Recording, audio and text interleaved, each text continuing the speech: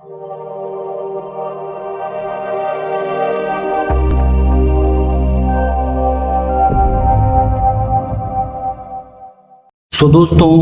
Welcome in discover Rajasthan, keep discover keep learn.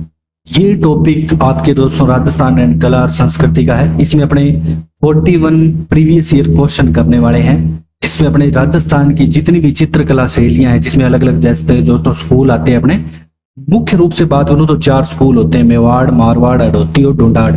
इनके अंतर्गत उप स्कूल, इनके मतलब उप शैलियां आ जाती है। जैसे मेवाड़ की उप शैलियां चावंड, उदयपुर, नाथद्वारा, देवगढ़ आदि, मतलब अलग अलग क्षेत्र के हिसाब से। अब राजा क्या करते थे दोस्तों, इनको संरक्षण देते थे अपनी कला दिखाने का। ठीक है, जैसे आज के टाइम में स्पोर्ट्स वगैरह में और भी आप जैसे को आगे अपने इवेंट्स वगैरह होने लगे, प्रतियोगिताएं होने लगी, आजकल बस कंपटीशन होने लग गया है। तो पहले ये वैसे अपनी कला दिखाने का देते थे, जिसपे वो उकेरते थे अलग अलग चित्र वगैरह। तो चित्र शैलियां वो बहुत इंपॉर्टेंट टॉपिक है। RAS एग्जाम हो दोस्तों, कोई भी राजस्थान का एग्जाम हो, हर एग्जाम में आपके यहाँ से प्रश्न पक्के आते हैं 2-3। तो आप इसको पूरी को क्लास को अंत तक जरूर देखें, अच्छे से मैं आपको हर चीज डिटेल में बताऊंगा। मेन चीजें हैं। सबसे पहले अपने दोस्तों पहले प्रश्न की बात करते हैं। मोस्ट इंपॉर्टेंट क्वेश्चन दोस्तों, आपके जो एग्जाम है उसमें बार बार आया हुआ क्वेश्चन है ये आपके दोस्तों जो बेसिक कंप्यूटर निर्देशक में आ चुका है, आपके वीडियो में आ चुका है, जो भी 2022 में वीडियो का पेपर हुआ उसमें आ चुका है। ठीक है, और पटवारी में आ चुका है, और बेसिक कंप्यूटर अनुदेशक में आ चुका है। ये अब अपने चलते हैं प्रश्न पे। मेन राजस्थानी चित्रकला का सबसे पहले वैज्ञानिक विभाजन, पूरा ध्यान से देखना। सबसे पहले वैज्ञानिक विभाजन अगर दोस्तों आपसे पूछे किसने किया, तो आपके दिमाग में स्वामी का नाम आना चाहिए, वो भी आनंद कुमार स्वामी। ठीक है, आनंद कुमार स्वामी दोस्तों यहाँ पे वैज्ञानिक विभाजन करता है, चित्रकला का पूरा आनंद लेते हुए। ठीक है, चित्रकला का आनंद लेते हुए वैज्ञानिक विभाजन करता है। और कब करता है दोस्तों, इसकी एक दोस्तों किताब आती है 1916 ईस्वी में। ठीक है, राजपूत पेंटिंग नाम से। तो कब आती है इसकी किताब, 1916 ईस्वी में आती है। 1916 में इसने किया था। और किताब कौन सी आती है, Rajput paintings, Rajput paintings, Rajput paintings नाम से इसकी किताब आती है। ठीक है, ये दोनों बातें आपको याद रखनी है कि सबसे पहले कौन करता है विभाजन। ठीक है, अब अपने क्या जानते हैं दोस्तों, ये क्या है कि अपनी पुस्तक में ना कुछ एक्स्ट्रा बात बताऊं तो पहाड़ी जो चित्र शैली है उसका भी उल्लेख करता है। क्यों करता है, देखो दोस्तों, अब राजस्थान जैसे अपना है ये वर्तमान का, अब की पहली राजस्थान दोस्तों पूरा यहाँ पे देखो हरियाणा का भी क्षेत्र आता था, कुछ यहाँ पे गुजरात मालवा का सारा क्षेत्र आता था। ये भी अपने राजस्थानी जो थे शासक उनके कब्जे में था। तो उस समय पूरे डिटेल से वर्णन करता है। लेकिन यहाँ पे जो भी विद्वान मानते हैं वो इसको राजस्थान के एरिया से संबंधित जो जितनी चीजें वो यहाँ पे कवर करते हैं। अपने को बस इतना याद रखना है कि सबसे पहले वैज्ञानिक विभाजन आनंद कुमार स्वामी ने किया, सीधी सी बात। अब अपने बात जाते हैं दोस्तों दूसरे प्रश्न पे। दूसरा प्रश्न क्या कहता है आपका, जो झालावाड़ शैली है वे राजपूत पेंटिंग किस राजपूत पेंटिंग स्कूल का हिस्सा है। मतलब जो झालावाड़ आपका स्कूल है वो कौन से का हिस्सा है। अब आपका अब यहाँ पे मैं आपको सारे स्कूल बता दूंगा, करवा दूंगा अच्छे से। इसका मैं सबसे पहले आपको आंसर बता देता हूँ। जो हाड़ौती क्षेत्र है, देखो सभी को पता है, अपने आराम से याद रख सकते हैं। कोटा बूंदी बारा झालावाड़ हाड़ौती प्रदेश कहलाता है। दक्षिणी पूरी पठार पूछ ले तो कोटा बूंदी बारा झालावाड़, तो ये सारे हाड़ौती। अब हाड़ौती स्कूल में आपके दोस्तों कौन कौन से आते थे, हाड़ौती में आपके बूंदी, कोटा मेन जो आते थे, बूंदी, कोटा, झालावाड़ भी पूछ लिया जाता है कई बार। एक तो बूंदी आता है और एक कोटा आता है, और झालावाड़ अपने ऊपर पट लिया। मारवाड़ स्कूल में दोस्तों कौन कौन से आते हैं, जोधपुर, बीकानेर, किशनगढ़। जोधपुर आ गया, बीकानेर आ गया, किशनगढ़ आ गया। या इसके आगे स्कूल लिख लेना है, डायरेक्ट आपसे पूछा जा सकता है कौन से स्कूल में क्या है। इसके अलावा दोस्तों आपका नागौर, जैसलमेर, पाली आ गया, इसमें नागौर आ गया, मारवाड़। ठीक है, ये शॉर्ट में लिख रहा हूं मैं, JSL जैसलमेर। फिर मेवाड़ की बात करें तो मुख्य रूप से अपने दोस्तों उदयपुर आ गया, चावंड आ गया। अब तो दोस्तों जो चावंड है ना, ये महाराणा प्रताप के समय चालू हुई थी, क्योंकि चावंड महाराणा प्रताप ने चावंड को राजधानी बनाया था। जब अपने इतिहास के बारे में पढ़ते हैं तो नाथद्वारा आ गया, ये भी मेन है दोस्तों। नाथद्वारा में तो मेन श्री कृष्ण की है, जो मेन जो चित्र उकेरे जाते हैं वो भगवान श्री कृष्ण के। नाथद्वारा आ गया दोस्तों। देवगढ़ भी इंपॉर्टेंट है, इनके क्वेश्चन बार बार आए हुए हैं। ढूंढाड़ की बात करें तो अपने दोस्तों जयपुर साइड का आ जाएगा, आमेर जयपुर वाला, आमेर आ गया, जयपुर आ गया। इसके अलावा दोस्तों आपका अलवर, उनियारा, शेखावटी, ठीक है, उनियारा पूछे तो आपका ढूंढाड़ में आएगा, उनियारा आ गया, शेखावटी आ गया। और इसका करेक्ट आंसर आपका हाड़ौती स्कूल है। तो अब अपने चलते हैं क्वेश्चन नंबर दोस्तों 3 पे। निम्नलिखित में से कौन राजपूताना चित्रकला के स्कूलों और उनकी शैलियों के अनुसार सुमेलित नहीं है? जो सही सुमेलित नहीं है वो बताना है। अभी हमने स्कूल पढ़े तो अपने आराम से इस प्रश्न को कर सकते हैं। मेवाड़ स्कूल में आपको पता है नाथद्वारा है, देवगढ़ है, बिल्कुल करेक्ट है। फिर आपकी बात करें अपने को, किशनगढ़ नागौर है मारवाड़ में, ठीक है। कोटा बूंदी झालावाड़ पड़े थे हड़ौती में। लेकिन दोस्तों चावंड आपके मेवाड़ में आएगा, उदयपुर। तो ये तय आपके ऑप्शन गलत हो जाएगा। ये तो इजी सा क्वेश्चन था। अब अपने चलते हैं दोस्तों नेक्स्ट क्वेश्चन पे। निहाल चंद है ना, वो किस शैली का चित्रकार था? अब आपसे पूछा गया है निहाल चंद किस शैली का। बार बार में दोस्तों आपके एग्जाम में ये प्रश्न आ चुका है। तो जो निहाल चंद था ना दोस्तों, आपका मेन किशनगढ़ शैली का प्रसिद्ध चित्रकार था। कौन सी शैली? किशनगढ़ शैली, लिख लेना इसको। किशनगढ़ शैली का प्रसिद्ध चित्रकार था कौन दोस्तों? निहाल चंद। ये आपके सूचना सहायक, एग्रीकल्चर ऑफिसर, सेकंड ग्रेड आदि दोस्तों जो मेन इंपॉर्टेंट एग्जाम है वहां पे आपके ये आ चुका है। इसके बारे में अगर अपने देखें तो दोस्तों किशनगढ़ शैली के बारे में, तो सबसे पहले आपको क्या याद रखना है, इस शैली को प्रकाश में लाने का श्रेय किसको जाता है? अगर आपसे पूछ ले किशनगढ़ शैली को प्रकाश में लाने का श्रेय, ये बहुत बार एग्जाम में आ चुका है। प्रकाश में लाने का अगर आपसे पूछ ले कि श्रेय किसको जाता है, कौन यहाँ पे इसको प्रकाश में लाता है? एरिक डिक्सन और फयाज अली का नाम आता है, ध्यान रखना। एक तो आता है एरिक डिक्सन का नाम, दूसरा दोस्तों नाम आएगा आपके किसका? फयाज अली का। दोनों के नाम आपको याद रखने हैं, एग्जाम में आ चुका है प्रश्न।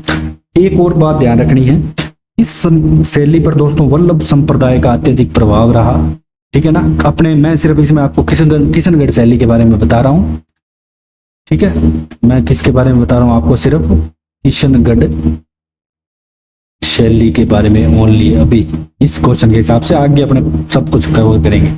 प्रभाव अगर पूछ ले तो दोस्तों ज्यादा यहाँ पे रहा है वल्लभ संप्रदाय का, वल्लभ संप्रदाय का यहाँ पे प्रभाव रहा है।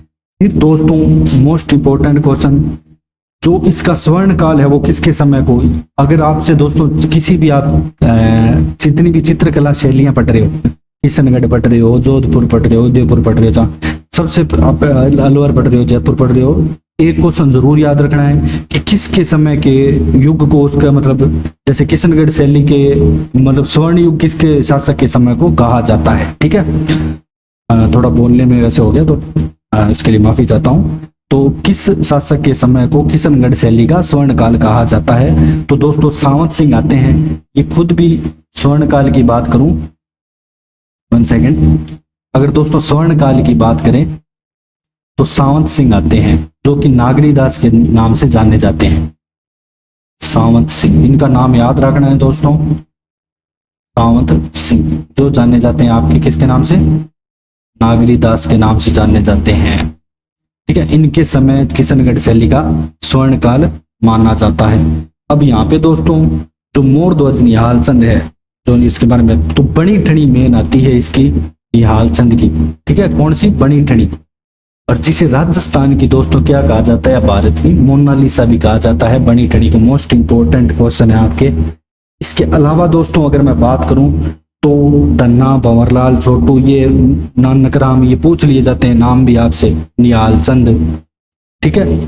तो निहाल चंद की बात करूं तो और मोर ध्वज निहाल चंद, बस इसका नाम जरूर याद रखना है, मोर ध्वज निहाल चंद का, ठीक है। इसके अलावा नानकराम, सूरत ध्वज, सीताराम, इनके आगे मैं आपको बता दूंगा।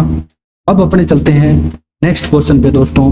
जो आपका अगला क्वेश्चन है कि रामनाथ, तुलसीराम, सवाई राम, लाडली दास किस चित्रकला शैली से संबंधित है?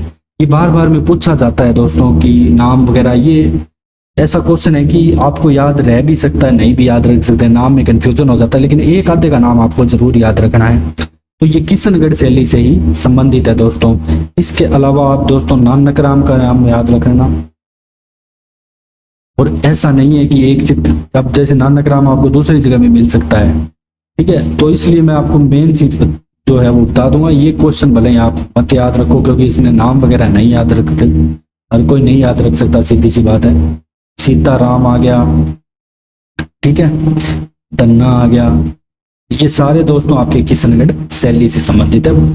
अब अपने बात करेंगे नेक्स्ट दोस्तों स्वर्ण युग, ये मैंने आपको अभी करवाई दिया। तो सांवत सिंह के समय को किशनगढ़ शैली का स्वर्ण युग। अब जो अनूप सिंह है दोस्तों, बीकानेर जो शैली आती है आपके, इसके समय को बीकानेर शैली का स्वर्ण युग अनूप सिंह के समय को कहा जाता है, ठीक है। अब अपने प्रताप सिंह अपने जयपुर वाली को कहा जाएगा। कलीला दमना क्या है, अब आपको बताना है कि कलीला दमना क्या चीज है। इंदिरा गांधी नहर की दो शाखाओं के नाम है, अजमेर की दो देगों के नाम है, दरगाह में है, या दो शायरों के नाम है, या मेवाड़ की शैली के दो दोस्तों। तो मेवाड़ की शैली के दो पात्र आते हैं, उनके नाम आ जाते हैं दोस्तों आपके कलीला दमना। ए यहाँ पे करेक्ट आंसर हो जाएगा, ठीक है। ये संगीत और धार्मिक ग्रंथों पे आधारित है, मेन जो मेवाड़ शैली आती है, ठीक है। अगर अपने मेन मेवाड़ शैली की बात करें तो दोस्तों संगीत ग्रंथों पे आधारित, और इसके समय यहाँ पे दोस्तों पोथी ग्रंथों का अधिक चित्रण हुआ था मेवाड़ स्कूल में। अगर ऐसे पूछ ले कि मेवाड़ स्कूल के समय, पूरे मेवाड़ की बात कर रहा हूं मैं, ठीक है, मेवाड़ स्कूल के समय यहाँ पे दोस्तों आपके जो पोथी ग्रंथ है, पोथी ग्रंथों का अधिक यहाँ पे चित्रण हुआ था, ठीक है।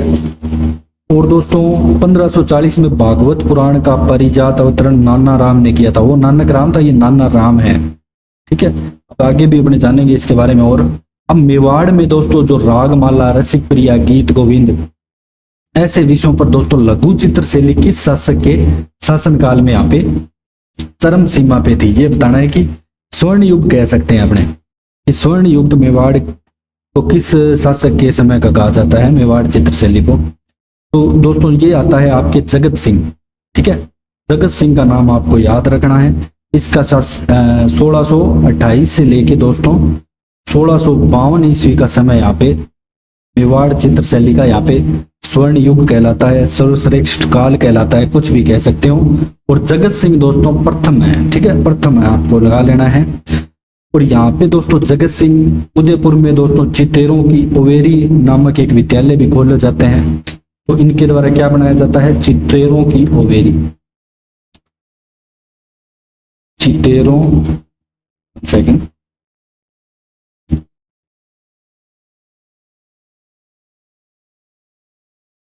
चितेरों की ओवेरी,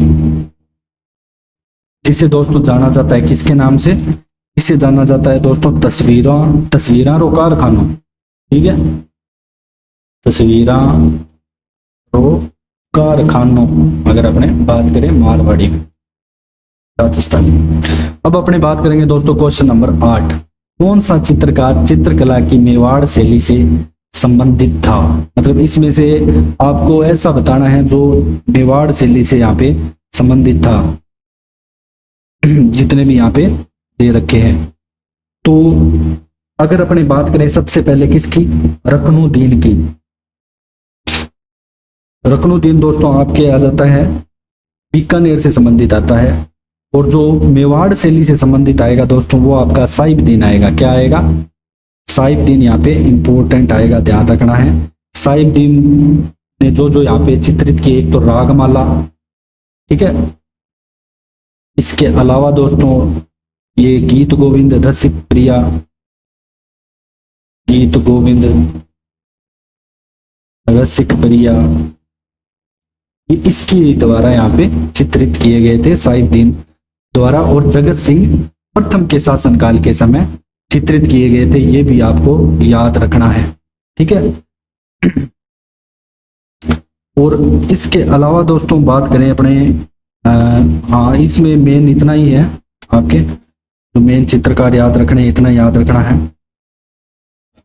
अब अपने चलते हैं क्वेश्चन नंबर 9 पे। गीत गोविंद सार का संबंध निम्न में से किस चित्र शैली से है? अब अपने को बताना है कि जो गीत गोविंद है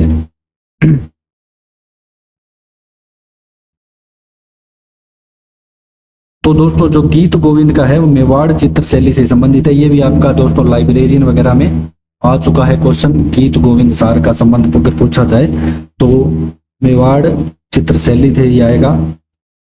एक चीज दोस्तों और याद रखना आपको, एक साहिब दीन आता है, एक साहब दीन आता है, उसमें डिफरेंस याद रखना है।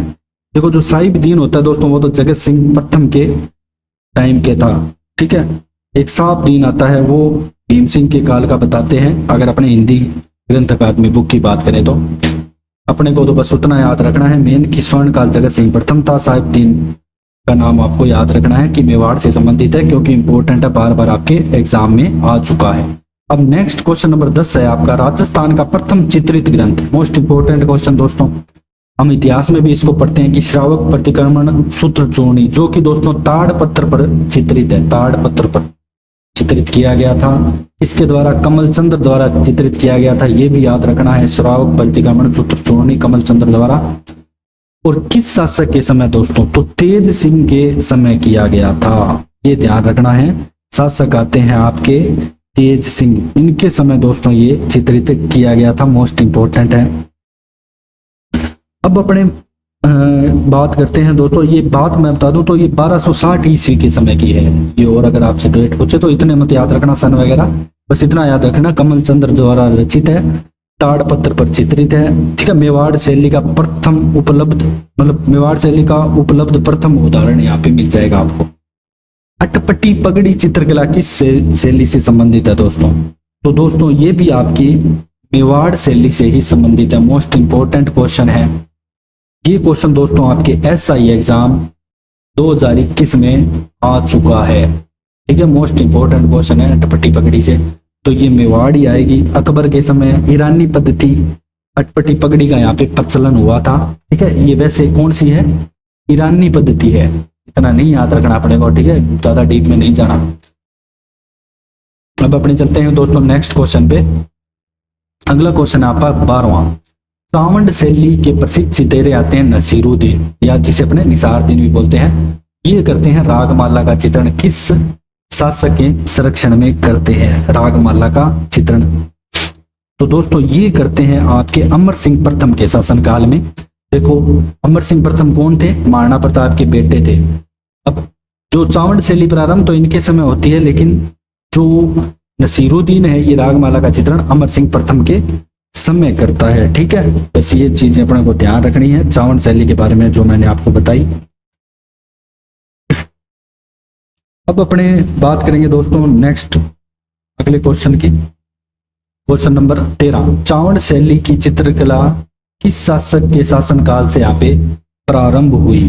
तो ये भी मोस्ट इंपोर्टेंट है दोस्तों, जो मैंने अभी जाना तो महाराणा प्रताप का नाम आता है। महाराणा प्रताप के समय दोस्तों यहाँ पे ये प्रारंभिक अगर आपसे विकास पूछ ले तो इनके समय हुआ था। और स्वर्ण काल पूछ ले चावंड शैली का, अगर आपसे चावंड शैली का स्वर्ण काल पूछ ले तो ये आता है दोस्तों अमर सिंह प्रथम का, महाराणा प्रताप के जो बेटे हैं उनके शासनकाल को। अब अपने बात करेंगे दोस्तों क्वेश्चन नंबर 14 की, पिछवाई चित्रांकन किस चित्रकला से संबंधित है? ये हमने शिल्प में भी कर लिया था इसमें, ठीक है। इसमें मेन श्री कृष्ण जी के वहां पे मतलब कृष्ण जी से संबंधित जो भी सारी चीजें हैं बनाई जाती है, ठीक है। पिछवाइयाँ, ठीक है, पिछवाई चित्रांकन ये दोस्तों आपके नाथ द्वारा से संबंधित है, ठीक है। पिछवाई की जब भी बात आएगी तो आपके दिमाग में नाथ द्वारा शैली आनी चाहिए। ये मेवाड़ शैली की ही उप शैली है नाथ द्वारा शैली, ठीक है। इसमें श्रीनाथ जी के स्वरूप के पीछे जो सज्जा के लिए पर्दे लगे होते हैं ना, उस पे दोस्तों नारायण, चतुर्भुज, घासीराम इन तीनों के प्रमुख चित्रकार थे।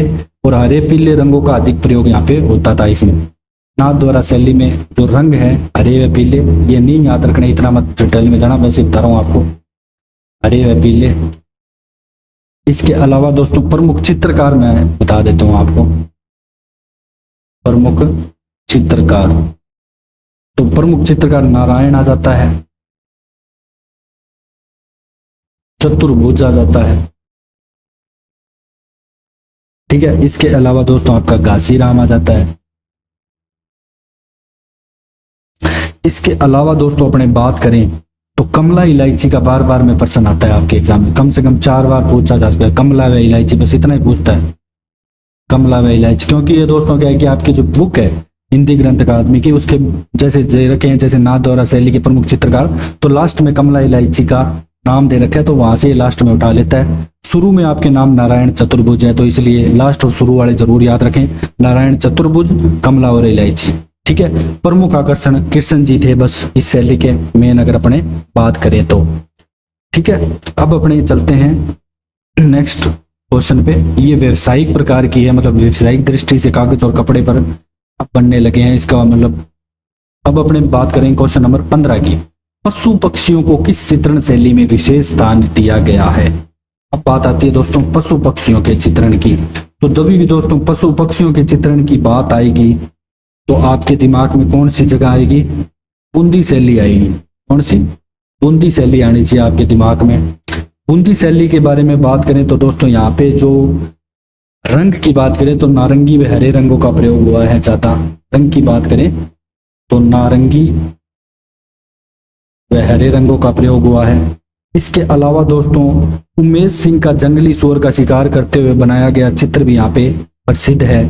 ठीक है, ये पूछ ले तो अगर आपसे ये पूछा जा सकता है कि उमेश सिंह का जंगली सूअर का शिकार करते हुए बनाया गया चित्र जो कि 1750 में बनाया गया, ये किस शैली से संबंधित है, तो बूंदी शैली से। ठीक है, उमेद सिंह का जंगली सूअर का शिकार करते बनाया गया चित्र।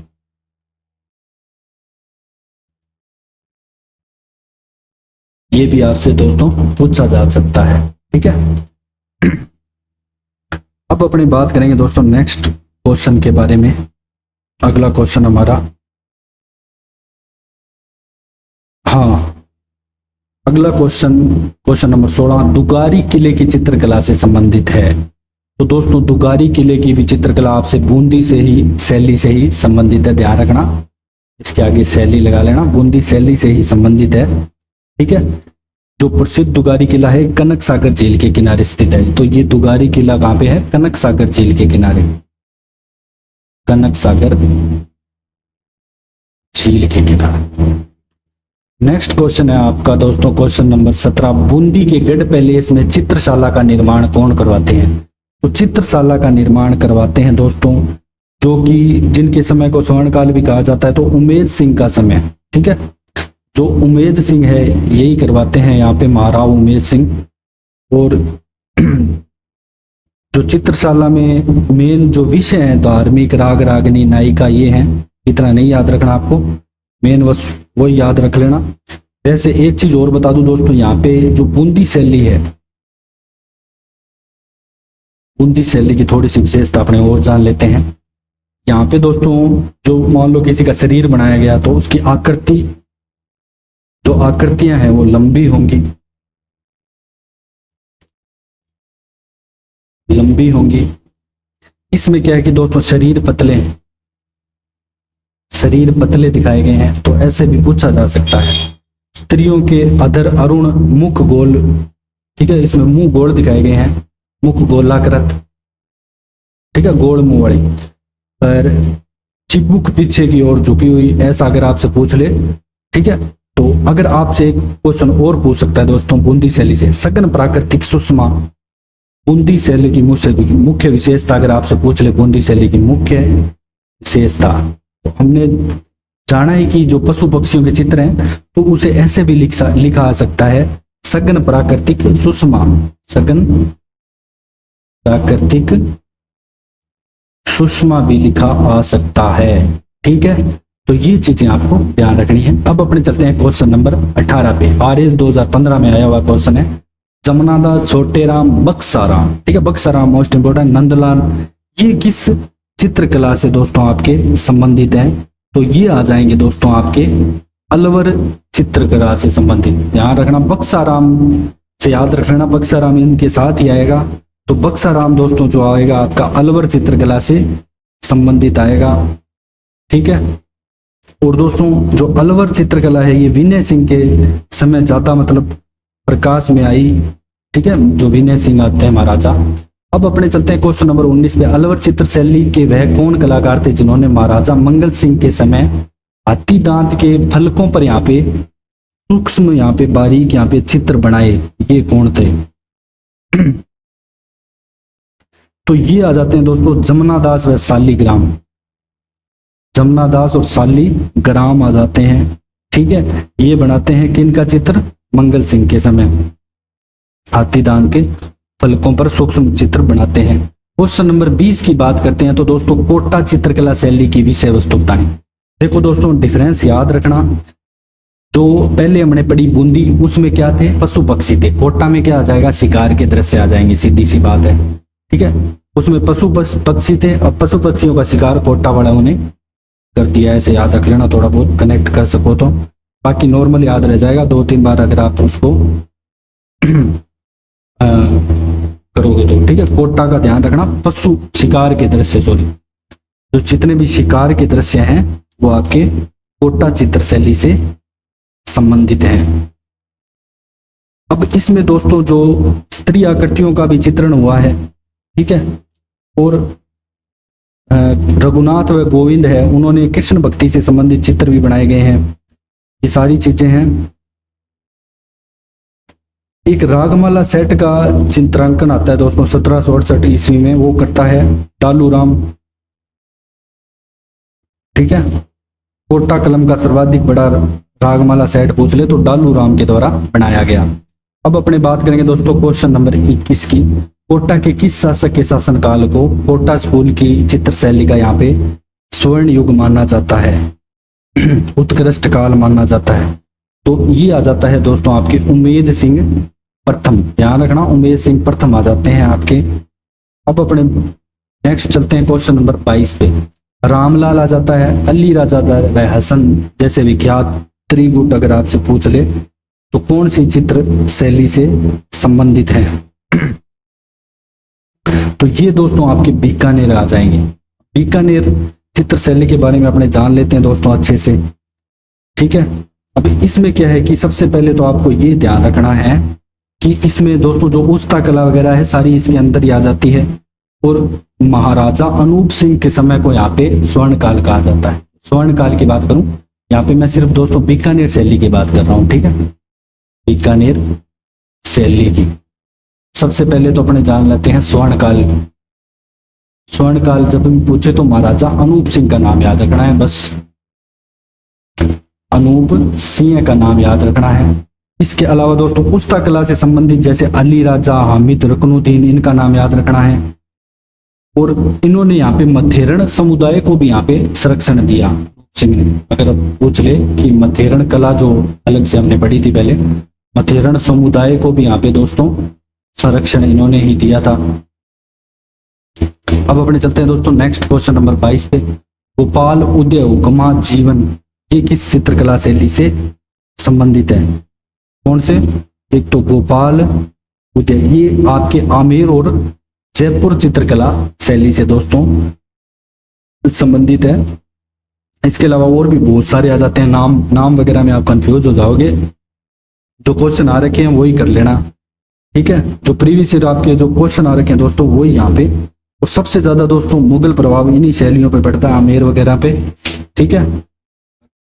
और यहाँ पे दोस्तों सवाई जय सिंह है ना, सूरत खाना नाम से एक चित्रकला का कारखाना भी बनवाता है जयपुर में, ठीक है। और जयपुर की स्थापना भी जय सिंह ही करते हैं 1727 में। अब अपने बात करते हैं दोस्तों नेक्स्ट क्वेश्चन नंबर 24 की। एक क्वेश्चन स्किप हो गया थोड़ा। अब अपने चलते हैं दोस्तों क्वेश्चन नंबर 24। निम्नलिखित में से कौन सी विशेषता जयपुर चित्र शैली की नहीं है? पोथी चित्रण, आदम कद के व्यक्ति लघु चित्रण या शैल चित्रण? दोस्तों जो शैल चित्रण है, पत्थरों पे चित्रण, इनकी विशेषता नहीं है। राजस्थानी चित्रकला की विशेषता नहीं है। कुल मिला के बात करें तो आदम कद के चित्र यहाँ पे बनाते ही थे। राजस्थान में प्रथम आदमकद का चित्र दोस्तों ईश्वरी सिंह का बना था। अगर आपसे पूछ ले कि राजस्थान में प्रथम आदमकद का चित्र,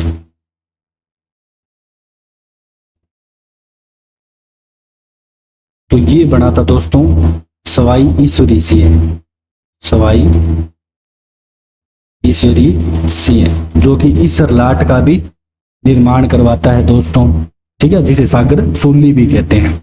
अब अपने बात करेंगे क्वेश्चन नंबर 25 की। जयपुर चित्रकला शैली का स्वर्ण काल किस शासक को माना जाता है? मोस्ट इंपोर्टेंट क्वेश्चन है दोस्तों। मतलब कौन जयपुर चित्रकला शैली का स्वर्ण काल, तो जो बनवाते हैं हवा महल बनवाते हैं, तो इनके समय को ही कहा जाता है स्वर्ण काल, प्रताप सिंह को, ठीक है, सवाई। अब मोजमाबाद निम्न में से किस चित्रकला शैली का केंद्र था? ये आपके दोस्तों सांख्यिकी अधिकारी में क्वेश्चन आ चुका है एएसओ में, तो आमेर से संबंधित है ये भी। क्वेश्चन नंबर 27 की बात करें तो प्रसिद्ध चित्रकृति ढोलामारू की शैली है। जो ढोलामारू है इसकी किसकी शैली से? तो दोस्तों ये जोधपुर से संबंधित है, ध्यान रखना। तो ढोलामारू की बात आती है तो जोधपुर से संबंधित आएगी। और किस शैली में चमकीले पीले रंग और लाख के रंग की यहाँ पे प्रधानता है? ये भी दोस्तों आपके क्वेश्चन एआरओ में आ चुका है। तो मारवाड़ में यहाँ पे दोस्तों चमकीले पीले रंग और लाख के रंगों की प्रधानता दी गई है। क्वेश्चन नंबर 29 की बात करें तो मारवाड़ शैली में निर्मित रागमाला चित्रावली है, ठीक है। पहले हमने रागमाला मेवाड़ वाली अलग पढ़ी, अब अपने मारवाड़ की यहाँ पे लिखा गया है स्पेशल। मारवाड़ वाली रागमाला है दोस्तों 1623 ईस्वी का। चित्रांकन यहाँ पे कौन करता है? तो वीर जी का नाम आता है। मोस्ट इंपोर्टेंट क्वेश्चन है दोस्तों, वीर जी का नाम आपको याद रखना ही रखना है।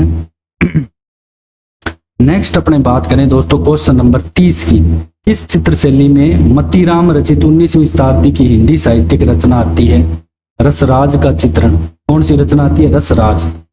इस रसराज का दोस्तों चित्रण तो विषय के रूप में किस प्रयोग, मतलब कौन सी चित्र शैली प्रयोग की गई, ये पूछा गया है आपसे। तो ये बूंदी शैली से संबंधित है। इससे बूंदी से। क्वेश्चन नंबर 31 दोस्तों आपका आता है कि निम्नलिखित में से कौन सी चित्रकला शैली राजस्थानी चित्रकला शैली की चौरापंशिका से मिलती जुलती है? ठीक है, चौरापंशिका से मिलती जुलती है। ये आपके दोस्तों एसआई जो मोटर वाहन का है उसमें क्वेश्चन आया हुआ है, तो इंपॉर्टेंट क्वेश्चन है, रिपीट हो सकता है। तो मेवाड़ शैली आती है दोस्तों, ठीक है, मेवाड़ शैली से संबंधित है। फिर अपने बात करेंगे क्वेश्चन नंबर 32 की। बीकानेर में मथेण समुदाय के बारे में आपको कथन कौन कौन से सही है ये बताना। पहला कथन है कि बीकानेर चित्र शैली के विकास में इनका प्रचुर योगदान है, बिल्कुल सही बात है। अनूप सिंह का काल में मथेण समुदाय को संरक्षण मिला, ये मैंने आपको पहले बताया था, ये भी सही है। मथेण विशेषकर शासकों को व्यक्तिगत चित्र उकेरने के लिए जाने जाते हैं, ये भी सही है। मथेरण जो अपने आप को महात्मा भी कहते हैं, एक जैन समुदाय है। तो सारे कथन यहाँ पे दोस्तों सही है, करेक्ट है। ये भी आपके दोस्तों आपके कॉलेज व्याख्या में आ चुका है क्वेश्चन, ठीक है। और रकनुद्दीन, इनका नाम याद रखना है बार बार में, बीकानेर से संबंधित है। अब नेक्स्ट आता है दोस्तों आपका मोस्ट इंपोर्टेंट क्वेश्चन। राजस्थान में भित्ति चित्रों को चिरकाल तक जीवित रखने के लिए एक पद्धति आती है, उसे क्या बोलते हैं? तो उसे बोलते हैं दोस्तों अरायस, या आला गीला पद्धति भी बोलते हैं। अरायस या इसे आला गीला दोस्तों पद्धति भी बोलते हैं, ठीक है। फ्रेस्को बुनो, ताजी प्लस्तर की नम भित्ति पर यहाँ पे किए गए चित्रण को फ्रेस्को बुनो चित्रण कहते हैं। तो ये भी पूछा जाता है, फ्रेस्को बुनो, फ्रेस्को बुनो ताजे प्लस्तर की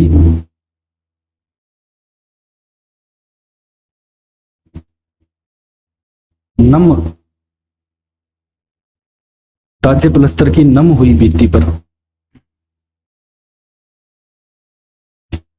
पर दोस्तों जो चित्रण किया जाता है वो फ्रेस्को बुनो कहलाता है। और इस पद्धति को ही राजस्थान में क्या कहते हैं? अरायस या आला गीला पद्धति कहते हैं। और इटली से ये लाई गई थी जहांगीर के समय, ठीक है, इतना नहीं याद रखना आपको, इटली में जहांगीर के समय लाई गई थी, ठीक है। और शेखावटी क्षेत्र में इसे पणा नाम से भी जाना जाता है, ठीक है। शेखावटी क्षेत्र में इसे किस नाम से? पणा। अब अपने बात करेंगे क्वेश्चन नंबर 34 की। निम्न में से किसका चित्रण कपड़े पर नहीं किया जाता? सीधी सी बात है, फड़ का दोस्तों कपड़े पे किया जाता है। ठीक है, सबसे लोकप्रिय फड़ बाबू जी की है, सबसे लंबी फड़ देवनारायण जी की है। परिचित्र पिछवाई का भी कपड़े पे किया जाता है, हमने पढ़ा। लेकिन पान्ने, पान्ने क्या हो गया? कागज हो गया। पेज ना पके बोला अपनी भाषा में, पान्ना ही बोला, तो आराम से याद रख सकते हो।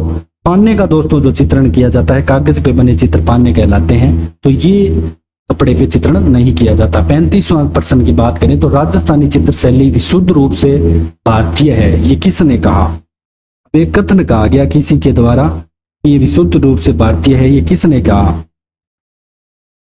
विलियम लॉरेंस ने कहा। ठीक है, ध्यान रखना, विलियम लॉरेंस। पैट्रिक लॉरेंस क्या था? 1857 के समय एजीजी था राजस्थान का। ये तो क्या था? एजीजी था। ठीक है, 1857 की क्रांति के समय। और दोस्तों प्रथम एजीजी राजस्थान का कौन था? मीलोकेट था। अपने को इस समय यही याद रखना है, विलियम लॉरेंस, जो कि जिसने ये कथन कहा कि विशुद्ध रूप से भारतीय है। अब अपने चलते हैं दोस्तों क्वेश्चन नंबर 36 पे। उनियारा चित्र शैली चित्रकला किन शैलियों का मिश्रण है? अब उनियारा का मैंने आपको बताया था अच्छे से, थोड़ी देर पहले ही अपनों ने बात की है कि जो उनियारा है किसका मिश्रण है? जयपुर बूंदी शैली का दोस्तों यहाँ पे मिश्रण आता है। नेक्स्ट क्वेश्चन आपका दोस्तों 3-4 बार, बहुत बार आपके एग्जाम में आ चुका है। ये मोस्ट इंपोर्टेंट क्वेश्चन है, ये आपको जरूर देखने को मिलेगा। राजस्थानी चित्रकला शैली का स्वर्णिम काल कौन सी सदी को माना जाता है? दोस्तों वैसे तो क्या है कि जो 17वीं सदी है और 18वीं की स्टार्टिंग है ये मानी जाती है, लेकिन मेन जो 17वीं सदी है, 17वीं सदी है, ये मानी जाती है राजस्थानी चित्रकला का स्वर्ण युग मानी जाती है। नेक्स्ट अपने बात करते हैं दोस्तों चित्रकला के विकास है। तो दोस्तों आयाम तथा कलावत संस्थान है, ये कौन से जिले में आपको मिलेंगे? तो ये दोस्तों आपको मिलेंगे दोनों जयपुर में। कहाँ पे मिलेंगे? जयपुर में मिलेंगे। इसके अलावा जयपुर में आपको क्रिएटिव आर्टिस्ट ग्रुप मिल जाएगा। ठीक है, टकमन 28। अगर आपसे पूछ ले उदयपुर में आपको क्या मिलेगा चित्रकला से संबंधित? एक टकमन 28 आता है। एक आपको तुलिका कलाकार प्रतिशत, ठीक है, तुलिका कलाकार जो परिषद है, ये दोनों चीजें आपको उदयपुर में मिलेगी। चितेरा और दोरा आपको जोधपुर में मिल जाएंगी। ठीक है, चितेरा और दोरा, अच्छा चितेरा और दोरा ये आपको मिलेंगे दोस्तों जोधपुर में। ये प्रमुख संस्थाएं हैं चित्रकला से संबंधित। अब अपने बात करेंगे question number 39 most important, Shridhar Andhare. ठीक है, किस चित्र शैली को प्रकाश में लाने का श्रेय दिया जाता है? या ऐसे भी पूछा जाता है कि इसमें कई बार दोस्तों उल्टा भी मतलब क्वेश्चन करके पूछ सकते हैं कि देवगढ़ शैली को प्रकाश में लाने का श्रेय किसको दिया जाता है, तब इजीली अपने याद रख सकते हैं। देखो, प्रकाश में अंधेरे को अपने प्रकाश से लाए, तो श्रीधर अंधारे देवगढ़ शैली। ठीक है, जो देवगढ़ शैली है इसको प्रकाश में लाने का श्रेय मेन दिया जाता है अपने किसको? श्रीधर अंधारे को दिया जाता है। इसको अच्छे से आपको याद रखना है। और अगर अपने बात करें दोस्तों किसके बारे में, देवगढ़ शैली के बारे में अगर अपने जानने तो और क्या क्या चीजें अपने जान सकते हैं। कमल जो अपने मैंने आपको पहले नाम बताए थे दो, तो यहाँ के अगर दोस्तों अपने प्रमुख चित्रकार की बात करें, देवगढ़ के प्रमुख चित्रकार, 4 नाम याद रखना पहले और शुरू वाले बस। भगता, भगता है ये, भगता और कंवड़ा प्रथम, लास्ट वाले याद रख लेना चोखा और बैजनाथ, चोखा और बैजनाथ। तो ये देवगढ़ चित्र शैली से दोस्तों संबंधित है। पीले रंग का यहाँ पे अधिक प्रयोग होता है। हजारा की ओवेरी महल, यहाँ पे आपको दोस्तों हजारा की ओवेरी, मोती महल आदि में यहाँ पे चित्र आपको देखने को मिल सकते हैं। कृष्ण लीला, राज दरबार के दृश्य, हाथियों की लड़ाई ऐसे बनाए जाते थे। लेकिन प्रश्न यही बनता है आपका मेन अगर अपने बात करें तो कि श्रीधर अंधारे देवगढ़ चित्र शैली को प्रकाश में लाते हैं। अब अपने बात करते हैं कमला और इलायची किन चित्रकला शैली से संबंधित है। ये प्रश्न अपनों ने दोस्तों पहले भी कर लिया है कमला और इलायची का। तो कमला और इलायची का संबंध आएगा नाथ द्वारा से, ध्यान रखना नाथ द्वारा से। लास्ट क्वेश्चन है दोस्तों बनी ठनी पेंटिंग संबंधित है। तो थोड़ा बहुत हमने जाना था बनी ठनी के बारे में दोस्तों। तो बनी ठनी किशनगढ़ शैली से संबंधित है, अजमेर शैली किशनगढ़ शैली आ सकता है, ठीक है। और नागरी दास के समय बनी थी, किस शासक के समय बनी थी? तो ये ऐसे बनाते हैं कि ये प्रेमिका थी इसकी, ठीक है। और इस पे दोस्तों डाक विभाग द्वारा 20 पैसे की डाक टिकट जारी की गई थी, ठीक है। 20 पैसे की डाक टिकट बनी ठनी पे 20 पैसे की डाक टिकट भी यहाँ पे जारी की जा चुकी है इसके ऊपर। ये भी आपको याद रखना है थोड़ा, ठीक है। इसका आकार तो क्या याद रखोगे, 48.8 इंटू 36.6 सेंटीमीटर है। चित्रकार मैंने आपको बताया था मोरध्वज निहालचंद। इसका जो चित्रकार है वो मोरध्वज निहालचंद है, सीधा भी याद रखना निहालचंद, ठीक है। निहालचंद का संबंध बनी ठनी से। ये प्याज लिए डिक्सन इसको उसको प्रकाश में लाते हैं मेन जो है, ठीक है। इंडियन मोनालिसा के नाम से भी इसे जाना जाता है। बनी ठनी है इसे क्या जाना जाता है, Indian Mona Lisa. Indian Mona Lisa, Mona Lisa किसने बनाई थी, लियोनार्डो दा विंची ने बनाई थी, ठीक है। और 1900 दोस्तों 73 में यहाँ पे इस पे डाक टिकट जारी होती है। कब, 1973 ईस्वी में इस पे डाक टिकट जारी की जाती है। सावन सिंह के चित्रकार थे ये। शासक कौन सा था, नागरी दास या सावन सिंह।